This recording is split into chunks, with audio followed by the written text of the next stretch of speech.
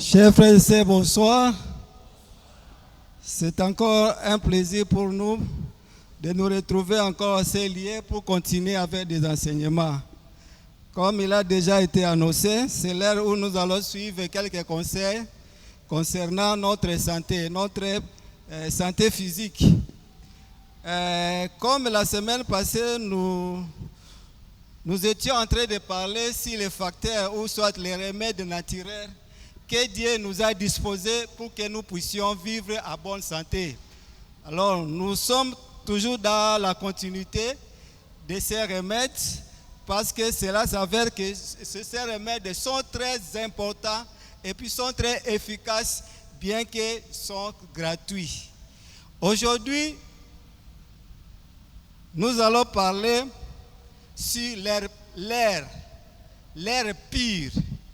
Je pense que c'est parce que nous continuons encore à respirer, c'est pourquoi nous sommes venus ici. Mais si nous n'avions pas, si le souffle de vie n'était pas avec nous, nous ne devions pas être ici.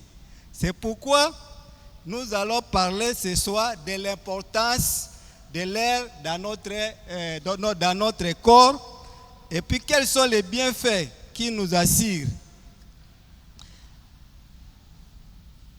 Étant tous des chrétiens, et surtout particulièrement les chrétiens de cette église de l'aumônerie, je pense que chaque jeudi, nous avons l'habitude de venir ici du matin jusqu'au soir sans manger et sans boire.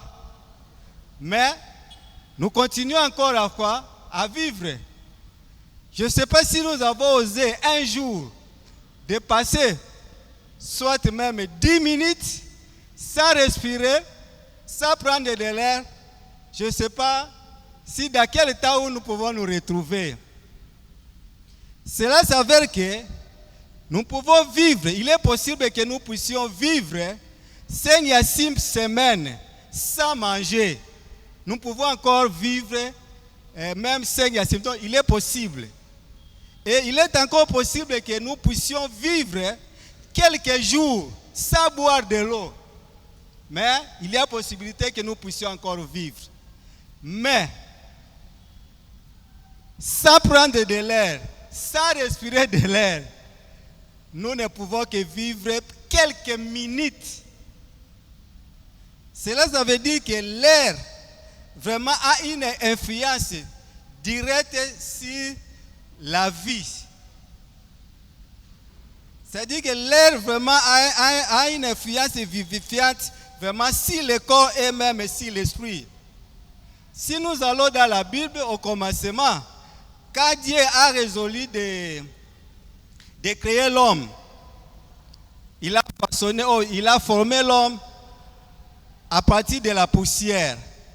Et donc à cet état-là, l'homme était encore inanime, il était encore sans vie. Mais lorsqu'il a soufflé dans les narines de l'homme, c'est alors que l'homme était devenu un être vivant ou une âme vivante. Cela veut dire que sans le souffle de vie, il n'y a pas une existence sur la terre. C'est-à-dire nous ne pouvons vivre sans le souffle de la vie. C'est pourquoi même Job, dans Psaume 33, il nous dit que le Tout-Puissant, c'est lui qui nous fait quoi? C'est le souffle de Tout-Puissant qui nous fait vivre. La partie B. Sans le souffle de vie, tous nous devions rester inanimes. Alors, c'est pourquoi nous devrions profiter de l'air que Dieu nous a disposé pour que nous puissions vivre à bonne santé. Il y a beaucoup de bienfaits que nous pouvons, selon scientifiquement, cela a été prouvé vraiment et ratifié que en prenant un bon air, l'air frais, l'air pur, ça peut stimuler notre circulation sanguine. Nous savons que nous respirons l'air à travers le nez. Et puis les muqueuses des voies nasales sont irrigués par un bon nombre de vaisseaux sanguins, alors qui permettent à réchauffer l'air que nous expirons. Et puis ensuite, ces muqueuses-là aident à ce que l'air puisse entrer dans des organes et puis à travers tous les corps. Pendant qu'il fait chaud, les vaisseaux sanguins, c'est quoi? Ça se resserre. Mais pendant qu'il fait froid, les vaisseaux sanguins se dilatent. Et cela, ainsi de suite, ça va permettre à un bon fonctionnement de circulation, de la circulation sanguine. Il y a un autre bienfait qui suit, que l'air pur ou l'air frais nous rafraîchit. Nous tous, nous vivons pendant une période qui fait chaud.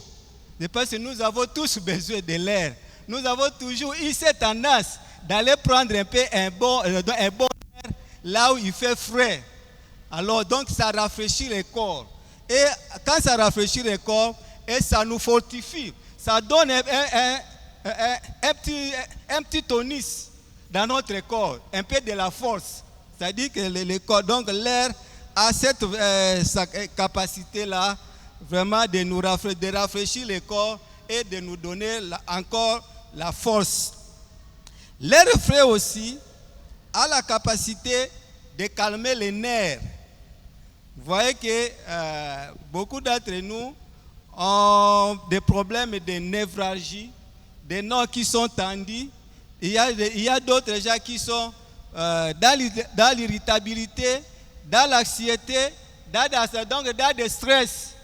Alors, mais à partir de l'air frais, nous pouvons, l'air peut calmer les nerfs et peut même donner du sang-froid et même donner de la sérénité dans notre vie.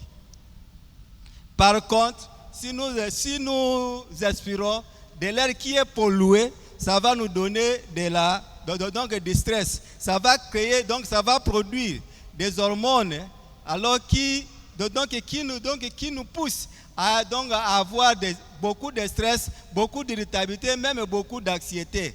Par contre, avec un bon air, ça va produire plutôt une hormone qui produit donc de l'endorphine, qui est une hormone de la joie, qui donne vraiment de la stabilité dans notre corps. Ensuite, l'air pur peut stimuler aussi même l'appétit. Pour avoir un bon appétit, mais quand il souffle bon, vraiment c'est bon, et puis ça nous donne un bon plaisir de bien manger. Et puis ça, en plus d'améliorer, de stimuler l'appétit, ça améliore aussi notre digestion. Ça permet à ce que les aliments que nous avons ingérés puissent bien être absorbés dans notre corps et pour exercer plusieurs fonctions. Et puis aussi, un autre bienfait de l'air, c'est l'air permet à ce que nous puissions passer une bonne nuit, vraiment, donc une bonne nuit de sommeil. C'est-à-dire que quand nous construisons nos maisons, nous permettons à ce que l'air puisse pénétrer dans nos chambres à coucher et cela va permettre à ce que nous puissions bien dormir. Vraiment, même dans des pays organisés, là où vraiment les conditions sécuritaires sont réunies et rassurent, il est conseillé même de passer la nuit avec des fenêtres ouvertes. Parce qu'avec une bonne aération, cela induit à un bon sommeil aussi. Mais par contre, si nous avons des maisons qui n'ont pas d'espace d'air, qui ne permettent pas vraiment l'entrée de l'air dans nos maisons, cela peut nous causer beaucoup de problèmes. Dernièrement, nous avons suivi dans la prison de Makal, il y a eu beaucoup de prisonniers qui sont morts, non pas à cause de la faim, non pas à cause du soif, mais à cause de quoi? De l'étouffement. Ils n'avaient pas assez de l'air. Alors, c'est pourquoi nous devons prévoir, quand nous construisons des maisons, des espaces qui peuvent permettre à ce que l'air puisse pénétrer dans notre maison. Si nous ne le faisons pas comme ça, nous serons en train de nous construire nous-mêmes des prisons qui vont nous amener un jour et peut même occasionner la mort ou même des maladies tout au long de notre vie. Pour avoir une bonne respiration, nous savons que la respiration comprend des mouvements. Il y a le mouvement d'inspirer. Hein? Donc quand nous expirons, donc nous absorbons l'air. Et puis aussi quand il y a un mouvement aussi de dégagement, donc nous laissons à ce que nous libérons l'air que nous avons emmagasiné. C'est pourquoi, donc quand nous expirons de l'oxygène. Alors, mais quand nous expirons maintenant, nous dégageons l'air sous forme de gaz carbonique. Alors, c'est pourquoi il fallait permettre vraiment que ces mouvements soient bien faits. Mais pour avoir une bonne inspiration plus efficace, il fallait nous concentrer beaucoup sur l'expiration. Donc, les moments où nous dégageons de l'air, parce que normalement, l'air expiré correspond à l'air inspiré. C'est-à-dire qu'il fallait nous permettre que l'air que nous avons absorbé et que nous puissions permettre cela que nous puissions aussi les dégager. Parce que si nous regardons bien le temps possible, ça va nous causer aussi beaucoup de problèmes. Et puis aussi pour avoir une respiration normale et puis efficace, vraiment il est important que nous puissions vraiment permettre les conditions de notre corps qui soient bien réunies. Il fallait nous vêtir décemment, pas avec des habits qui nous servent très vraiment et puis qui ne nous permettent pas à bien respirer, donc au poumon de bien respirer.